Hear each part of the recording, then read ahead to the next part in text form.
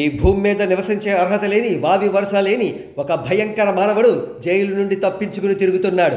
వాడు మరెవడో కాదు, బోరుగడ్డ. కాగా వీడు ఫిబ్రవరి 14వ తేదీన జైలు నుండి బెయిల్పై విడుదలై నేడు సెల్ఫీ వీడియో చేసేంత వరకు మొత్తం అంతా కూడా స్క్రిప్టెడ్ అని అంటున్నారు పరిశీలకులు.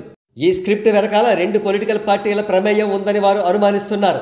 ఒక పార్టీ ఏమో ఫైనాన్షియల్ మ్యాటర్స్ చూసుకోవడం, కోర్టు వ్యవహారాలను చూసుకోవడం, జడ్జెస్ను ప్రభావితం చేయాలని ప్రయత్నించడం వగైరా వగైరా వంటివి చేస్తుంటే, మరొక పొలిటికల్ పార్టీ డబ్బులు ఎలా దండుకోవాలా అంటూ బిజీగా క్రింది స్థాయిలోని వాళ్ళకి డైరెక్షన్స్ ఇస్తూ ఉండి ఉండవచ్చని అనుమానిస్తున్నారు పరిశీలకులు.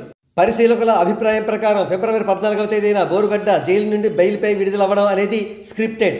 ఆ విషయం మీడియాలోకి రానివ్వకపోవడం స్క్రిప్టెడ్.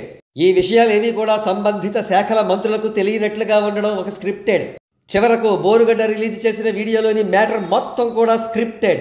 అయితే ఈ స్క్రిప్టులన్నింటినీ కూడా Andhra Pradesh deputy chief minister Pawan Kalyan గారు ఛేదించి ఉండి ఉండవచ్చని ఊహిస్తున్నారు పరిశీలకులు.